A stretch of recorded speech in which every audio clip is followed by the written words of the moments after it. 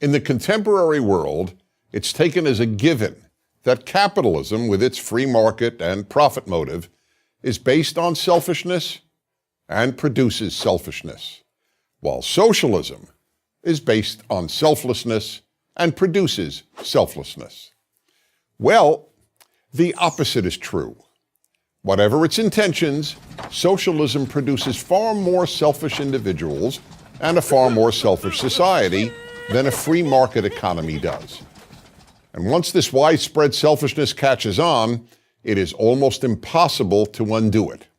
Here's an illustration. In 2010, the United States President Barack Obama addressed a large audience of college students. At one point in his speech, he announced that young people will now be able to remain on their parents' health insurance plan until age 26. I don't ever recall hearing a louder, more thunderous, or more sustained applause than I did then. Had the president announced that a cure for cancer had been discovered, it is highly doubtful that the applause would have been as loud or as long. But what were they so happy about?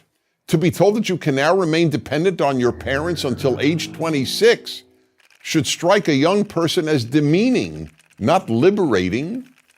Throughout American history, and for that matter, all of Western history, the great goal of young people was to become a mature adult, beginning with being independent of mom and dad. Socialism and the welfare state destroy this aspiration. In various European countries, and now increasingly in the US, it is becoming common for young people to live with their parents well into their 30s and not infrequently beyond. And why not? In the welfare state, taking care of yourself is no longer a virtue. Why? Because the government will take care of you. Therefore, socialism enables, and as a result produces, people whose preoccupations become more and more self-centered. How many benefits will I receive from the government? Will the government pay for my education? Will the government pay for my health care? What is the youngest age at which I can retire? How much paid vacation time can I get? How many days can I call in sick and still get paid? How many weeks of paid paternity or maternity leave am I entitled to? The list gets longer with every election of a liberal or progressive or left-wing party. And then each entitlement becomes a right.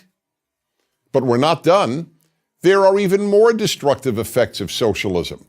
Entitlements create citizens who lack a character trait that every human should have: gratitude.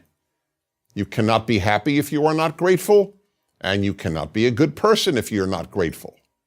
That's why we constantly tell our children, say thank you. But socialism undoes that. After all, why would a person be grateful for receiving an entitlement? Who's going to be grateful for getting what they're entitled to? So instead of thank you, the citizen of the welfare state is taught to say, what more am I entitled to? Yet the left insists that it's capitalism and the free market, not socialism, that produces selfish people. But the truth is that capitalism and the free market produce much less selfish people. Teaching people to work hard and take care of themselves and others, and that they should earn what they receive, produces less selfish, not more selfish people. Capitalism teaches people to work more. Socialism teaches people to demand more. Which attitude do you think will make a better society? I'm Dennis Prager. To subscribe to our YouTube channel, click here. To help keep our videos free, donate here.